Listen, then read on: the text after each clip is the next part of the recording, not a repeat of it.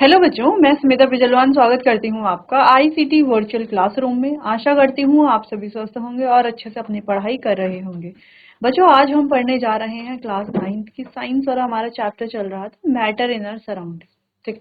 तो मैटर जैसे कि हम जानते हैं हमारे सिलेबस में तो नहीं है, लेकिन समर कैंप चल रहा है तो हम कुछ एडिशनल टॉपिक्स पढ़ रहे हैं जिनका इफेक्ट हमारे सिलेबस पे जरूर पड़ेगा।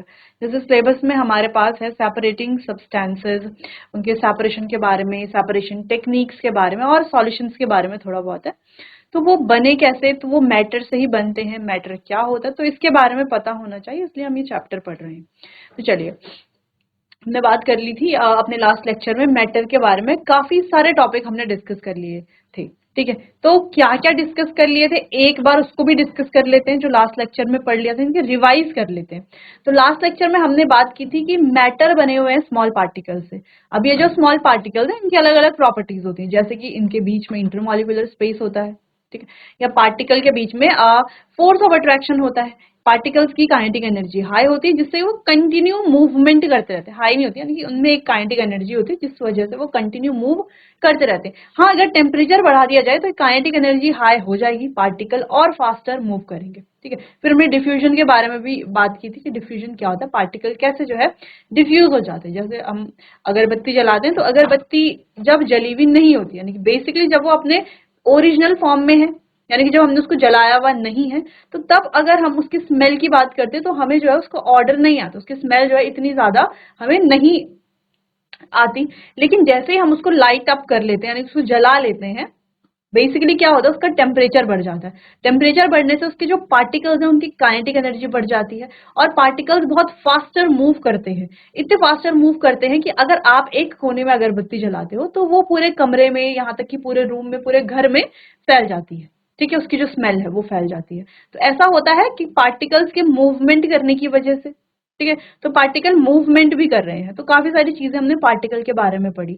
फिर हमने बात की कि ये पार्टिकल मिल करके बनाते हैं मैटर, और अलग अलग मैटर बनाते हैं। जैसे कुछ पार्टिकल्स ऐसे हैं जिनकी जिनके बीच में इंटरमॉलिक्यूलर स्पेस बहुत ज्यादा है, तो ऐसे पार्टिकल ऐसे पार्टिकल मिलकर के गैसियस मैटर बनाते हैं।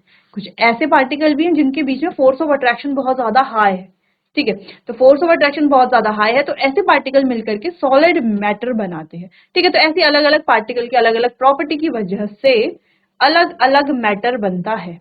ठीक है, फिर बच्चों हमने बात की थी कि ये जो मैटर है इसकी जो अलग अलग स्टेट्स है, क्या इनको चेंज किया जा सकता है, इनका इंटर कन्वर्जन किया जा सकता है? तो हाँ, बिल्कुल किया जा सकता है इंटर कन्वर्जन, जिसको हमने डिस्कस कर लिया था। जैसे सॉलिड से लिक्विड में चेंज करना, लिक्विड से गैस में चेंज करना, गैस से सॉलिड में या गैस से लिक्विड में भी चेंज कर सकते हैं।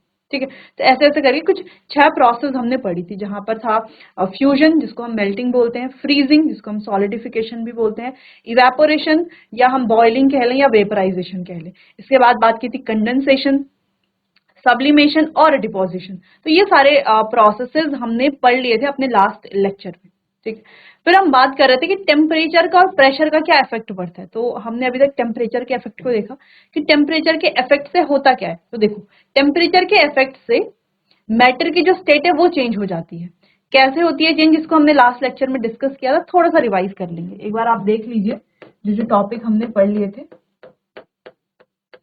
सीधा चलते हैं लास्ट टॉपिक पर जो हम पढ़ रहे थे लास्ट लेक्चर में। तो कंडेंसेशन भी हो गया था। ठीक है, टेम्परेचर का क्या इफेक्ट पड़ता है ये हमने देख लिया था। तो हम क्या देख रहे थे यहाँ पे कि कोई भी सॉलिड है तो इसके पार्टिकल इस तरीके से अरेंज है, यानी कि इनके पार्टिकल के बीच में जो फोर्स ऑफ अट्रैक्शन है, फिलहाल अगर मैं अभी की बात करूं तो इनके पार्टिकल के बीच में जो फोर्स ऑफ अट्रैक्शन है, फोर्स ऑफ अट्रैक्शन क्या होता है ये आप बहुत अच्छे से जानते हैं। ठीक है, यानी कि पार्टिकल्स के बीच में फोर्स ऑफ अट्रैक्शन जिससे वो एक दूसरे से जुड़े हुए हैं और एक इन्होंने सॉलिड मैटर बनाया हुआ है। ठीक, तो हम कह रहे हैं कि जो सॉलिड के पार्टिकल्स हैं इनके बीच में फोर्स ऑफ अट्रैक्शन बहुत ज्यादा हाई है, जिस वजह से हम इसे सॉलिड भी बोल रहे हैं। लेकिन जब हम इसे हीट करते हैं, आइस की बात करें, जब हम इसे हीट करते हैं तो इसके जो पार्टिकल्स हैं जो अभी स्टेबल हैं, अभी मूव इतना ज्यादा नहीं कर रहे, तो उनकी काइनेटिक एनर्जी बढ़ती है। अब काइनेटिक एनर्जी होती है बच्चों मूव करने की एनर्जी। यानी कि सिंपल सी बात है कि हीट देने पर इसके पार्टिकल्स की काइनेटिक एनर्जी बढ़ रही है, यानी कि मूव करने की एनर्जी बढ़ रही है। पार्टिकल मूव करना चाहेंगे और वाइब्रेट करेंगे, यानी कि वाइब्रेशन भी बढ़ रहा है। तो पार्टिकल का जो वाइब्रेशन बढ़ता है तो धीरे धीरे जो जिस स्ट्रॉन्ग फोर्स ऑफ अट्रैक्शन से जुड़े हुए हैं वो फोर्स ऑफ अट्रैक्शन भी धीरे धीरे ब्रेक होने लगता है। जब वो फोर्स ऑफ अट्रैक्शन धीरे धीरे ब्रेक होने लगता है, यानी कि पार्टिकल के बीच में स्पेस आने लगता है, इंटरमॉलिक्यूलर स्पेस हल्का फुल्का आने लगता है। ठीक है, धीरे धीरे वो क्या करते हैं, ये फोर्स ऑफ अट्रैक्शन धीरे धीरे ब्रेक होने लगेगा और ये जो है अपनी स्टेट को सॉलिड से चेंज हो जाते हैं लिक्विड में। क्लियर। अब हम कंटिन्यू अगर हीट देते रहते हैं, अगर हम लिक्विड में कंटिन्यू हीट देते रहते हैं, तो लिक्विड में अगर हम कंटिन्यू हीट देते रहेंगे, इसके पार्टिकल के बीच में फोर्स ऑफ अट्रैक्शन कुछ ना कुछ तो है। ऐसा नहीं कि पार्टिकल के बीच में फोर्स ऑफ अट्रैक्शन अब बिल्कुल हट गया, नहीं, पार्टिकल के बीच में फोर्स ऑफ अट्रैक्शन अभी भी है, लेकिन अब स्पेस भी आ गया है। ठीक है, इंटरमॉलिक्यूलर स्पेस भी आ गया है पार्टिकल्स के बीच में। अब अगर हम कंटिन्यू हीट कर रहे हैं इसे, तो अब पार्टिकल की काइनेटिक एनर्जी और ज्यादा तेज हो जाएगी, और ज्यादा बढ़ जाएगी। काइनेटिक एनर्जी बढ़ेगी, यानी कि मूव करने की एनर्जी बढ़ रही है, जिससे पार्टिकल और जोर से क्या करने लगेंगे, वाइब्रेट करने लगेंगे और जोर से मूव करने लगेंगे और तेजी से मूव करने लगेंगे। जब पार्टिकल और तेजी से मूव करने लगेंगे तो धीरे धीरे धीरे धीरे पार्टिकल के बीच की जो फोर्स ऑफ अट्रैक्शन है, जो उन्हें एक दूसरे से जोड़ करके रखती है, वो force of attraction completely break हो जाएगी, यानी कि फोर्स ऑफ अट्रैक्शन बिल्कुल हट जाएगा और वो पार्टिकल जो है क्या हो जाएंगे, इवेपोरेट हो जाएंगे। नीचे वाले पार्टिकल को छोड़कर पार्टिकल्स इवेपोरेट हो जाएंगे। ठीक है, अब इन पार्टिकल्स के बीच में जो इवेपोरेट हो गए उनके बीच में फोर्स ऑफ अट्रैक्शन ना के बराबर है, लेकिन इंटरमॉलिक्यूलर स्पेस यानी कि पार्टिकल के बीच का जो स्पेस है वो बढ़ गया है। स्पेस बढ़ गया, फोर्स ऑफ अट्रैक्शन कम हो गया है। ठीक है, यहां पर अगर हम कहें तो फोर्स ऑफ अट्रैक्शन ज्यादा है, स्पेस नहीं है, ना के बराबर है यहां पर। क्लियर। तो चलो, तो यही हमने समझा कि कैसे टेम्परेचर की मदद से स्टेट चेंज होती है। तो सॉलिड से कैसे लिक्विड में चेंज हुआ, टेम्परेचर बढ़ने में हुआ क्या, ये हमने प्रोसेस पढ़ी। कैसे लिक्विड से गैसियस स्टेट में चेंज हुआ, ठीक है, टेम्परेचर बढ़ने पर कैसे हुआ, क्या जो प्रोसेस के अंदर जो हुआ है वो हमने पढ़ा। क्योंकि अभी तक तो हम ये देख रहे थे ना कि किसी भी आइस को हम हीट करेंगे तो वो मेल्ट हो जाएगी, लेकिन उसके अंदर हो क्या रहा है वो हमने अब अच्छे से पढ़ लिया है कि कैसे आइस मेल्ट हो रही है, उसका प्रोसेस क्या है, टेम्परेचर का क्या इफेक्ट पड़ रहा है। ठीक है, चलिए, क्लियर है इतना। अच्छा, एक क्वेश्चन ये भी हो सकता है कि हम अगर हीट ना करें तो भी, अगर हम आइस को नॉर्मल रूम टेम्परेचर पे लाते तो भी वो मेल्ट होगी, तो भी सेम चीज होगी, लेकिन थोड़ा आराम से होगी। जैसे अगर हम हीट देते हैं तो जल्दी जल्दी प्रोसेस होगी, लेकिन अगर हम हीट नहीं देते तो धीरे धीरे ये प्रोसेस होगी, लेकिन होगी ऐसे ही प्रोसेस, क्योंकि काइनेटिक एनर्जी बढ़ेगी, क्योंकि सराउंडिंग से हीट एब्जॉर्ब करेंगे। ठीक है, आगे हम इवेपोरेशन में इसको बहुत डिटेल में पढ़ने वाले हैं। चलिए, तो इतना हमने इतनी बात हमने कर ली थी लास्ट लेक्चर में। फिर हमने यहाँ पर स्टेट देख ली थी, मतलब कैसे कैसे स्टेट में चेंज होता है और क्या क्या प्रोसेस इनके बीच में आते हैं। जैसे सॉलिड से लिक्विड में अगर चेंज होता है कोई भी मैटर, सॉलिड स्टेट से लिक्विड स्टेट में चेंज हो रहा है, तो उसे क्या क्या कहेंगे हम, उसे हम कहेंगे बच्चों फ्यूजन। सॉलिड से लिक्विड में चेंज होना फ्यूजन या मेल्टिंग। ठीक है, सॉलिड से गैस में चेंज होना, कोई सॉलिड स्टेट में है डायरेक्टली गैसेस में चेंज हो रहा है तो सब्लिमेशन कहेंगे। लिक्विड से सॉलिड में चेंज, यानी कि कोई लिक्विड में या सॉलिड में चेंज हो रहा है तो इसे कहेंगे फ्रीजिंग। ठीक है, या सॉलिडिफिकेशन भी बोल सकते हैं। लिक्विड से गैसेस स्टेट में चेंज हो रहा है, कोई लिक्विड में और गैस में चेंज हो रहा है तो इसे कहेंगे वेपराइजेशन या बॉइलिंग हम कह सकते हैं। कोई गैसेस स्टेट में और वो सॉलिड स्टेट में चेंज हो रहा है, इसे हम कहेंगे बच्चों डिपोजिशन या डीसब्लिमेशन। और कोई गैसेस स्टेट से लिक्विड स्टेट में चेंज हो रहा है तो ये तो इजी है, गैसियस से लिक्विड में चेंज होना यानी कि कंडेंस होकर के हो रहा होगा, तो इस प्रोसेस को कहेंगे कंडेंसेशन। और ये सारी प्रोसेस हमने पहले ही पढ़ ली है विद एग्जांपल्स। ठीक, चल, तो इतना समझ में आ गया होगा। फिर हमने स्केल्स के बारे में बात की अपने लास्ट लेक्चर में। अगर हम कहें 0 डिग्री सेल्सियस या 32 डिग्री फ़ारेनहाइट या 273 केल्विन, तो क्या तीनों एक ही बात है? हाँ, बिल्कुल एक ही बात है। ठीक है, क्यों है? क्योंकि ये क्या है, ये सेल्सियस में इसी को हमने चेंज कर लिया, फ़ारेनहाइट में इसी को चेंज कर लिया केल्विन में। ठीक, अब चेंज कैसे किया, ये बहुत इजी है। अगर हमें सेल्सियस में टेम्परेचर दिया हुआ है, देखो तीन चीजें, अगर हमें दिया हुआ है सेल्सियस में टेम्परेचर और इसे हमें चेंज करना है केल्विन में, तो कैसे चेंज करेंगे? जो भी गिवन टेम्परेचर है सेल्सियस में प्लस हम कर देंगे 273.15। ठीक है, क्लियर। अगर हमें केल्विन में टेम्परेचर दिया है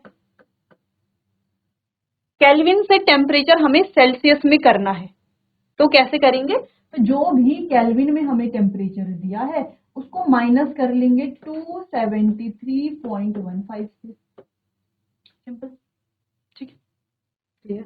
और अगर हमें फ़ारेनहाइट सेल्सियस में दिया है और उसको चेंज करना है फ़ारेनहाइट में, तो कैसे चेंज करेंगे? तो हम करेंगे 9/5 इंटू जो भी टेम्परेचर डिग्री सेल्सियस में दिया है प्लस 32। तो ये 3 फॉर्मूले हैं, इनसे हम आसानी से चेंज कर सकते हैं। देखो, सेल्सियस से केल्विन में चेंज करने के लिए 273 ऐड करना है और सेल्सियस से ही फ़ारेनहाइट में चेंज करने के लिए ये फॉर्मूला हमें अप्लाई करना है, ठीक है। केल्विन से सेल्सियस में चेंज करने के लिए हमें क्या करना है? 273.15 माइनस करना है और केल्विन से फ़ारेनहाइट में चेंज करने के लिए हमें क्या करना है? पहले केल्विन से सेल्सियस में चेंज कर लेंगे, फिर सेल्सियस से फ़ारेनहाइट, ठीक है। तो और फ़ारेनहाइट से कैसे चेंज करेंगे? हम दोनों में सेम है, फॉर्मूला इधर उधर करके आसानी से सॉल्व हम कर सकते हैं, ठीक है। तो ज्यादातर क्वेश्चन आपको सेल्सियस, केल्विन इनसे पूछा जाएगा, फ़ारेनहाइट में कैसे चेंज करते हैं, इस तरह से क्वेश्चन आएंगे।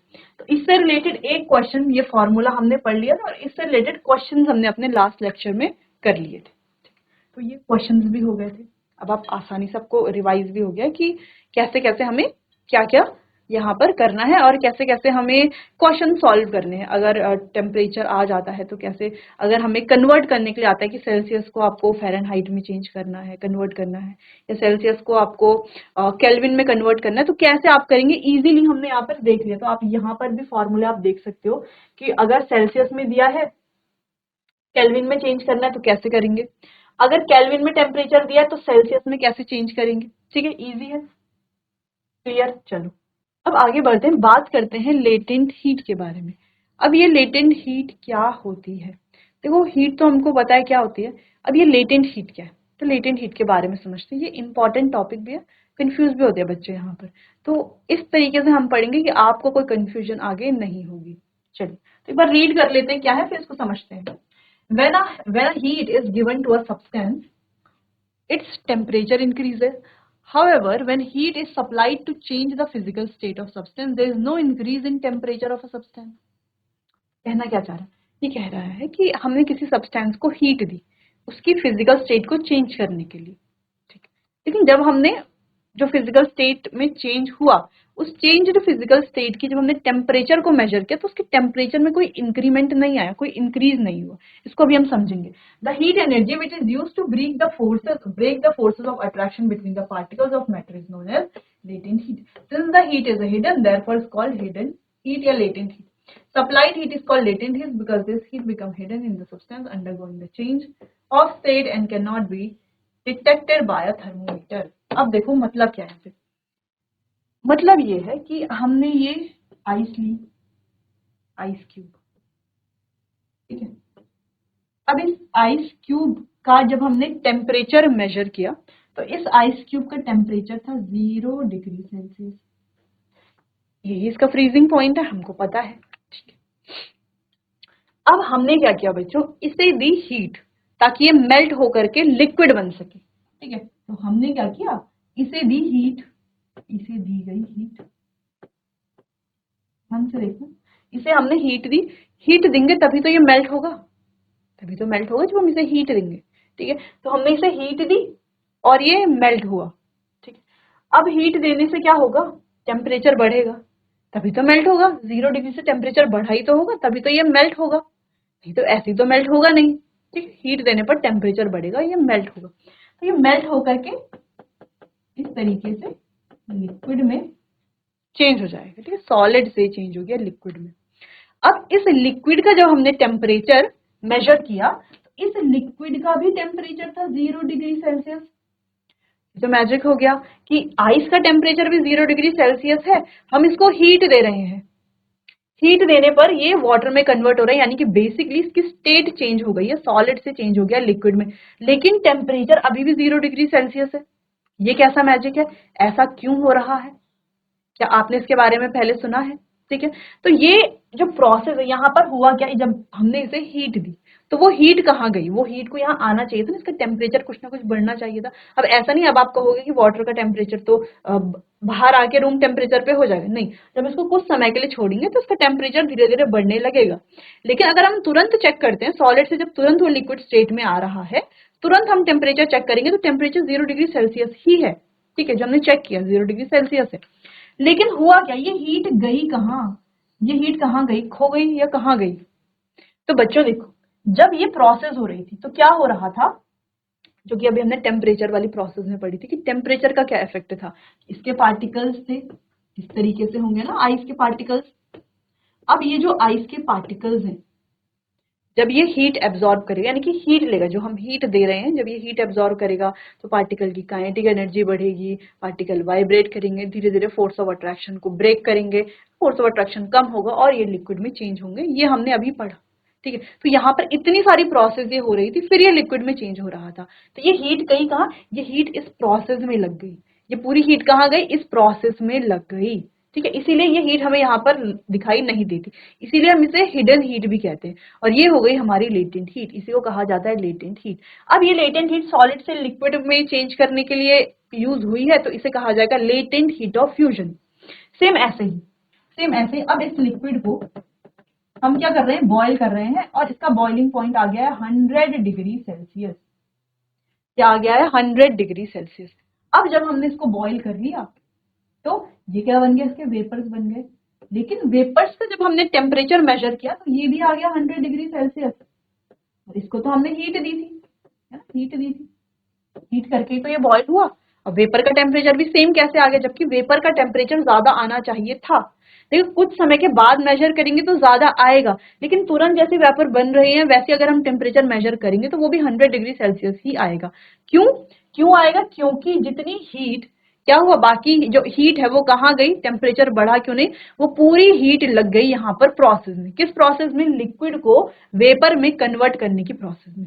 सेम ऐसे ही यहाँ पर पूरी हीट लग गई सॉलिड को लिक्विड में कन्वर्ट करने की प्रोसेस में। वो जो हीट है वो यहाँ पर हिडन रह जाती है, इसको हिडन हीट भी कहते हैं और लेटेंट हीट भी कहते हैं। ठीक है, तो वही यहाँ पर लिखा हुआ है, एक बार इसको दोबारा रीड कर लेंगे। ठीक है, चलो, तो when heat is given to a substance, जब किसी सब्सटेंस को हीट दी जाती है तो उसका टेम्परेचर बढ़ता है। However, when heat is applied to change the physical state of substance, there is no increase in temperature of a substance. लेकिन जब वो हीट क्या होगी, सप्लाई की जाती है फिजिकल स्टेट को चेंज करने के लिए। ठीक है, जब भी हम किसी भी सब्सटेंस को हीट देते हैं, किसी को भी हीट देंगे, किसी भी सब्सटेंस को हीट देंगे तो उसका टेम्परेचर बढ़ेगा। ठीक है, लेकिन कहा जा रहा है कि जब हम फिजिकल स्टेट को चेंज करने के लिए हीट देते हैं तो वहां पर हम देखते हैं there is no increase in the temperature of the substance.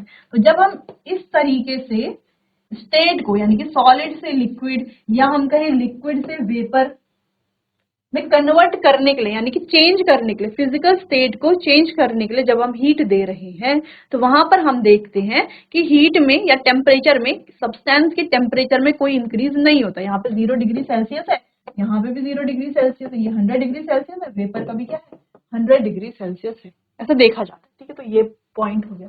अगला था heat energy which is used to break the force of attraction between the particles of matter is known as latent heat. अब इसको यहाँ convert करने में क्या हुआ होगा, इसके पार्टिकल के बीच का जो फोर्स ऑफ अट्रैक्शन है वो ब्रेक हुआ होगा, यहाँ पर भी इनके पार्टिकल के बीच का जो फोर्स ऑफ अट्रैक्शन है वो ब्रेक हुआ होगा। ठीक है, तो उस फोर्स ऑफ अट्रैक्शन को ब्रेक करने के लिए जो हीट दी जाती है, सिंपल सी बात है कि या तो हम ये कह लें कि पार्टिकल्स के फोर्स ऑफ अट्रैक्शन को ब्रेक करने के लिए जो हीट दी जाती है, या हम कह लें कि फिजिकल स्टेट को चेंज करने के लिए जो हीट दी जाती है उसे हम कह रहे हैं latent heat. Since the heat is hidden, अब ये हीट क्या हिडन है, जैसे हमने कहा कि ये छुप जाती है, छुप कहाँ जाती है, प्रोसेस में लग जाती है ना, प्रोसेस में लग जाती है, दिखती नहीं है बाहर, प्रोसेस में लग जाती है। ठीक है, तो इसीलिए हम कह रहे हैं हिडन हीट, तो इसीलिए हम इसे हिडन हीट भी कह सकते हैं या लेटेंट हीट भी कह सकते हैं। क्लियर है, चलो आगे बढ़ते हैं। The supplied heat is called latent. तो जो सप्लाइड हीट है उसे हम लेटेंट कह रहे हैं because this heat becomes hidden in the substance undergoing the change of the state and cannot detected by a thermometer। ठीक है, तो क्यों कह रहे हैं लेटेंट, क्योंकि ये क्या हो जाएगी, हाइड हो जाएगी।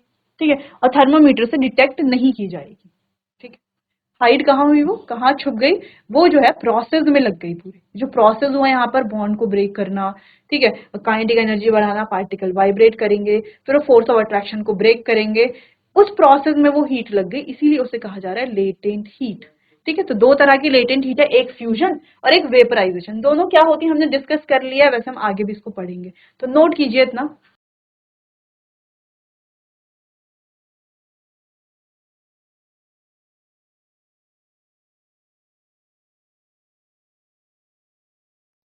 चलिए आगे बढ़ते हैं। तो लेटेंट हीट ऑफ फ्यूजन यानी कि सॉलिड से लिक्विड में चेंज होना, और latent heat of vaporization liquid से गैस या वेपर में चेंज होना। ठीक है, तो ये दो वैसे हमने पढ़ लिया है ना, थोड़ा सा रीड कर लेते हैं यहाँ पे। तो देखो, लेटेंट हीट ऑफ फ्यूजन की जब बात करेंगे, the amount of heat energy that is required to convert 1 kg of solid. ये क्या है, हमारे पास कोई सॉलिड है, कितना सॉलिड है, 1 kg। तो 1 kg of solid into liquid, किसमें, 1 kg सॉलिड को लिक्विड में कन्वर्ट करने के लिए किसमें, 1 atm at atmospheric pressure. Atmospheric pressure कितना है, 1 atm। आपको हमेशा ध्यान रखना है, देखो कहीं पर एटमॉस्फेरिक प्रेशर दिया होगा, कहीं पर 1 atm दिया होगा, तो आपको ध्यान रखना है। ठीक है, atmospheric pressure at its melting point is known as the latent heat of fusion. उसके मेल्टिंग पॉइंट में उसी को कहा जाता है latent heat of fusion. Same ऐसे वेपराइजेशन के लिए, the amount of heat energy that is required to convert 1 kg of liquid into vapour state at its boiling point without any rising temperature is known as latent heat of vaporization।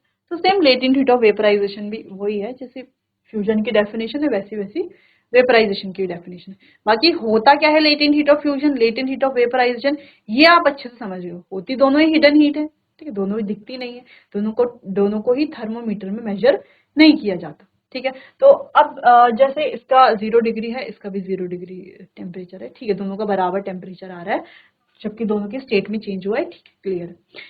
क्या इसका temperature 0 degree Celsius ही रहेगा, कितने time तक रहेगा, कुछ समय के लिए रहेगा, उसके बाद जो है धीरे धीरे ये रूम टेम्परेचर पे, जब अगर हम रूम टेम्परेचर पे हैं तो धीरे धीरे रूम टेम्परेचर पे आ जाएगा, नॉर्मल इसका टेम्परेचर हो जाएगा। ठीक है, तुरंत की बात हो रही है कि जब उसी समय क्या हुआ हो, चेंज हुआ हो स्टेट में, तब अगर हम टेम्परेचर मेजर करते हैं तो। क्लियर है, चलो समझ में आया इतना। तो अब आपको क्या करना है, ये दोनों नोट कर लेने हैं, लेटेंट हीट ऑफ फ्यूजन और लेटेंट हीट ऑफ वेपराइजेशन।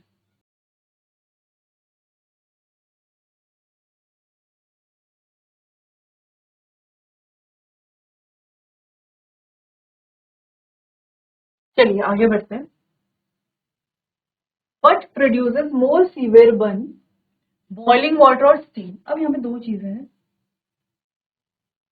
चलो, तो अगर बॉइलिंग वाटर है और स्टीम है, ठीक है, तो ज्यादा आपका हाथ जलेगा किस, जैसे आपने कई बार देखा होगा खाना बनाते वक्त, या कभी आप वाटर बॉईल कर रहे हो तो आपने देखा होगा कि आप भाप के ऊपर हाथ लेकर के जाते हैं, स्टीम के ऊपर हाथ लेकर जाते हैं तो भी हाथ जलता है। ठीक है, कभी हम रोटी बनती है तो जो रोटी फूलती है ना, तो वहां पर हाथ लेकर के जाते हैं तो स्टीम निकलती है तो हाथ जल जाता है। या हमने कुछ हम बना रहे हैं अपने लिए, कोई मैगी बना रहे हैं, कुछ भी बना रहे हैं, तो उसको जो हम ढक देते हैं, तो ढक्कन को जब उठाते हैं तो अक्सर क्या होता है कि हाथ जो है वो जल जाता है भाप से। तो वो जो बर्न है वो काफी सीवियर होता है, बहुत ज्यादा जलन उसमें होती है, बहुत ज्यादा दर्द उसमें होता है।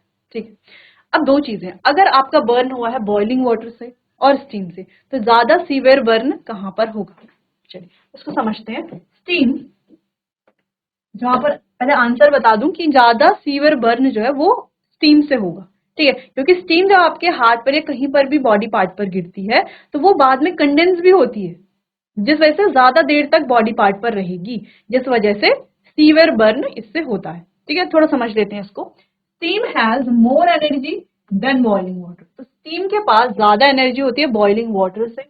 It possesses the additional latent heat of vaporization, क्योंकि स्टीम के पास एक additional latent heat of vaporization भी होती है।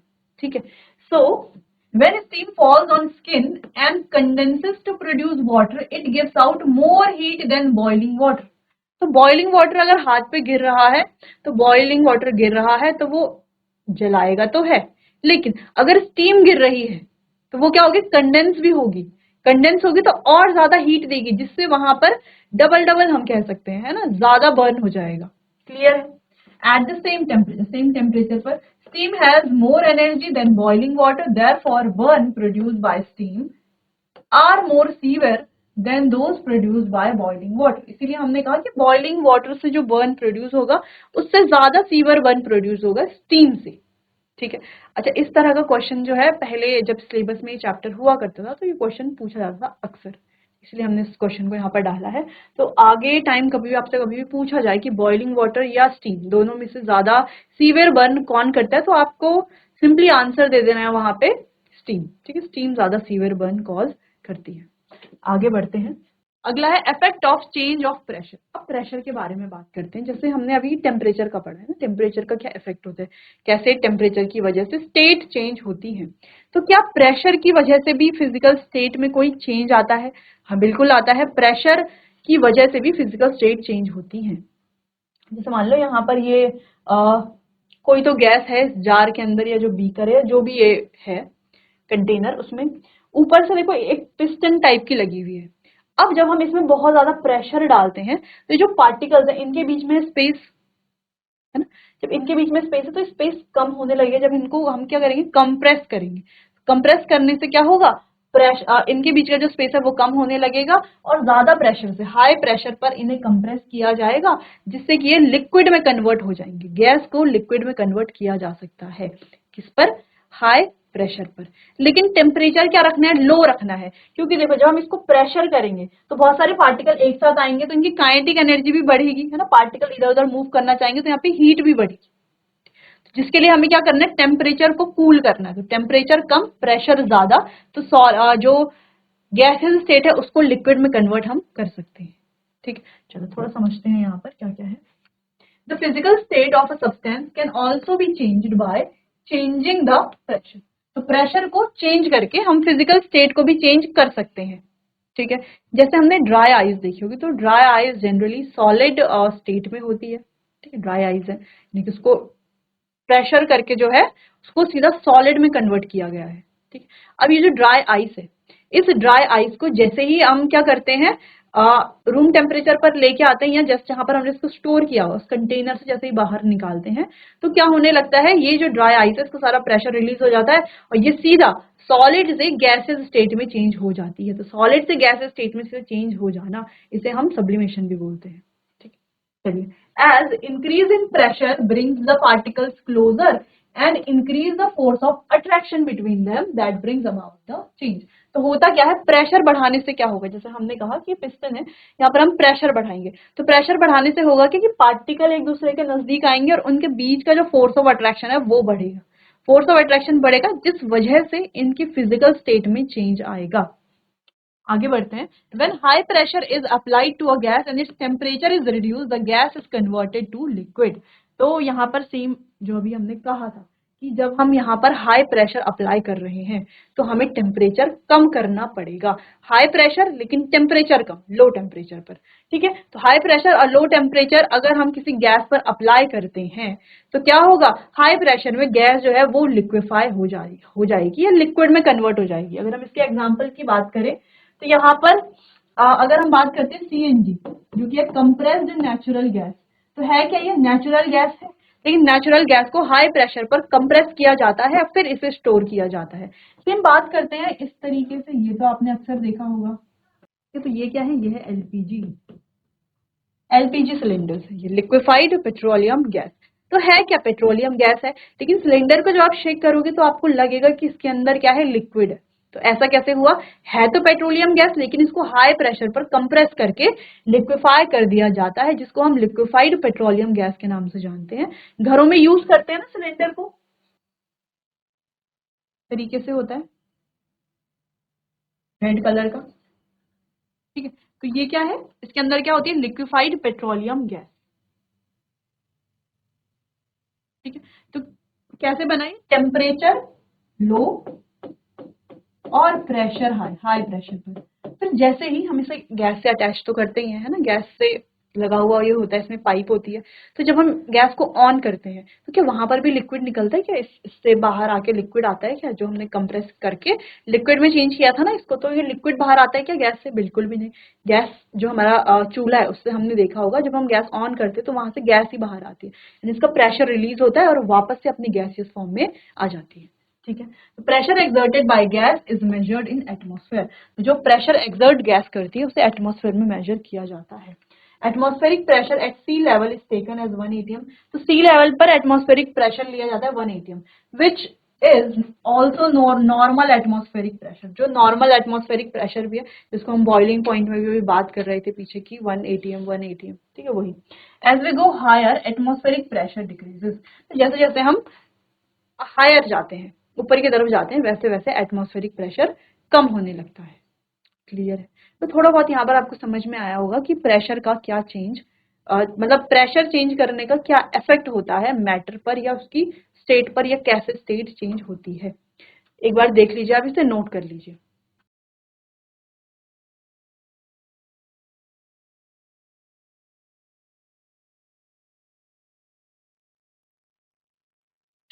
चलिए, तो यहाँ पर हमने जैसे कि डिस्कस किया कि प्रेशर को जब हम चेंज करते हैं तो इसका क्या इफेक्ट पड़ता है मैटर के स्टेट पर। थोड़ा सा रिवाइज करते हैं। तो हमने देखा कि, चलो इसको थोड़ा सा बना लेते हैं। यहाँ पर कोई कंटेनर है मान लो, और इसमें कोई गैस के पार्टिकल्स हैं। यहाँ पर हमने लगा दी है एक पिस्टन। अब इस पिस्टन पर हम करेंगे प्रेशर अप्लाई और हाई प्रेशर अप्लाई करेंगे।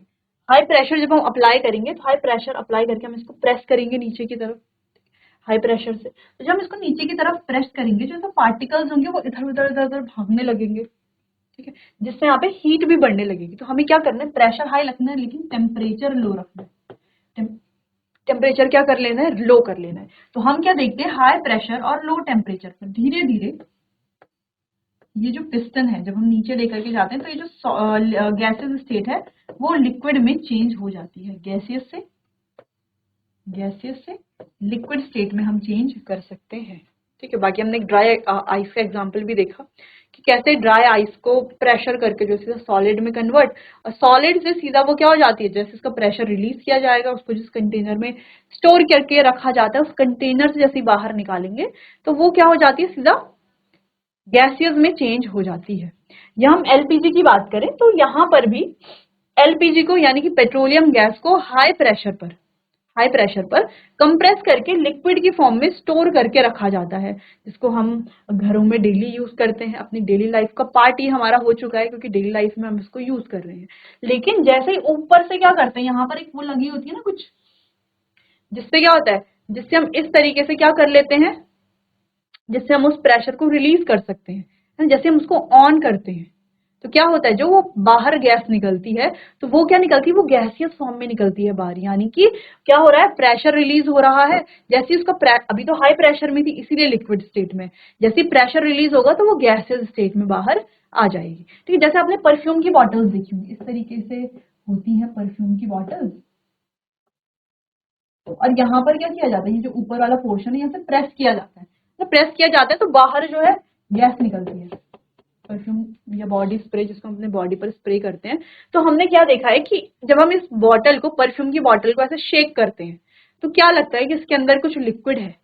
ठीक, लेकिन जैसे ही हम प्रेस करते हैं तो बाहर क्या निकलती है, सिर्फ गैस निकलती है। यानी कि इसको भी हाई प्रेशर पर रखा गया है। हाई प्रेशर पर गैस को इसके अंदर फिल किया गया है। फिर जैसे ही हम इसको प्रेस करते हैं तो गैस का जो प्रेशर है वो रिलीज हो जाती है, तो वो गैसियस फॉर्म में बाहर आ जाती है। ठीक है, तो काफी सारी चीजें हैं जो हमने यहाँ पर डिस्कस की हैं। बाकी बच्चों इस चैप्टर को आगे डिस्कस करेंगे हम अपने आने वाले अगले सेशन में। तब तक के लिए आपका बहुत बहुत धन्यवाद।